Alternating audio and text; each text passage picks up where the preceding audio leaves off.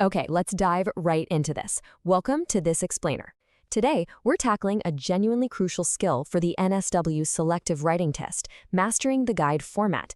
If you're a parent or a Year 5 or 6 student gearing up for the exam, you are exactly where you need to be.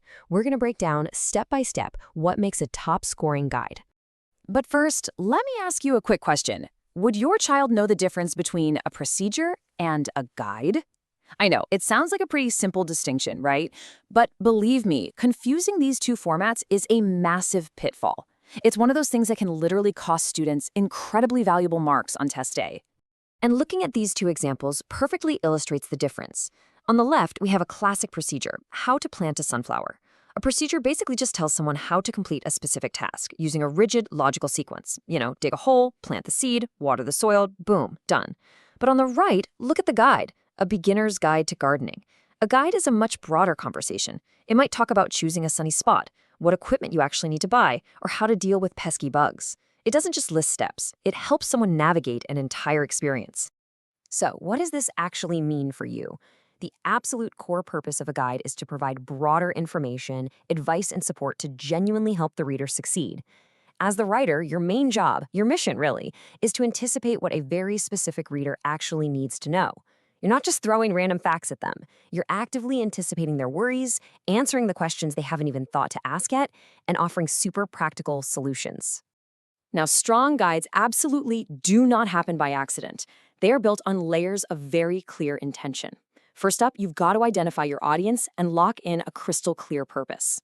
From there, it's all about providing specific, genuinely useful advice and, this is huge by the way, explaining exactly why that advice actually matters. To make it highly readable, organize your ideas logically, using meaningful headings where they actually help. And to really sound the part, speak directly to your reader. Use the second person you and drop in modal verbs like can, could, or should naturally. Mix up those sentence structures to keep the pace snappy, and always finish off with an encouraging conclusion. Let's actually look at how this builds in practice. Check out this absolutely weak example of advice on the left. Be organized. I mean, it's generic, it's totally flat, and frankly, it doesn't really help the reader at all. Now look at the much better version on the right. Pack your bag the night before and check your timetable so you know which books you need. Do you see that transformation?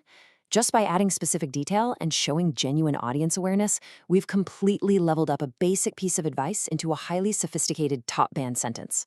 Which perfectly brings us to this incredibly concrete formula. Seriously, if you're practicing at home, use this as your ultimate rubric. A strong guide equals advice plus detail plus explanation plus reader benefit.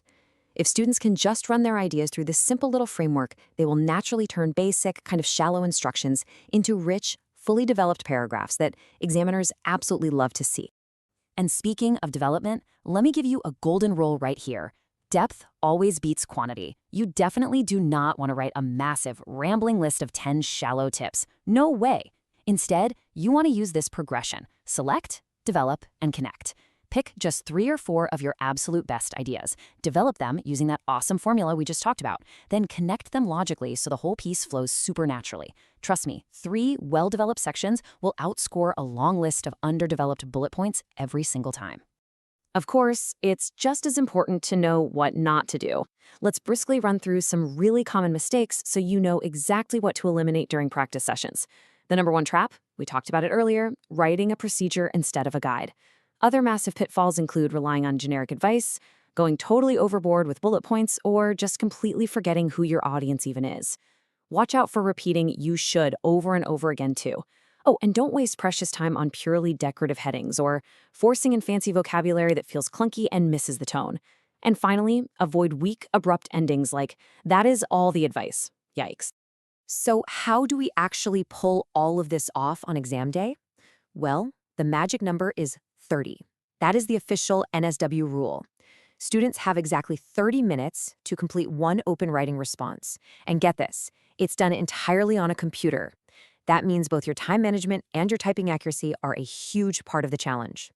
Now, while that 30-minute time limit is the strict official rule, exactly how you slice up that time is totally up to you. But to really maximize your performance, Path to Selective highly recommends this specific strategy. Spend 4 minutes planning, 23 minutes actually writing, and save 3 minutes for checking your work at the end. Look, those 4 minutes of planning, they are an absolute game changer for selecting and developing your ideas before your hands even touch the keyboard. As we start to wrap things up, I want to leave parents with this final, incredibly powerful takeaway. When you're looking over your child's practice guides, please don't just count up their headings or look for big, difficult words. Instead, ask yourself, is the advice actually useful? Is it clearly explained? And is it written specifically for this reader? That right there is your ultimate guiding question to gauge if they are genuinely on the right track. And that officially concludes our explainer on guide writing. Keep our core motto front and center. Understand the form, develop the ideas, write for the reader. If you want to jump right in and start putting these strategies into action today, head straight over to pathtoselective.com to start your free selective exam practice. Thanks so much for joining me for this, but before you go, ask yourself, next time your child sits down to write, will they just be coldly listing steps, or will they truly be guiding their reader to success? Keep practicing, you've totally got this, and I'll catch you in the next explainer.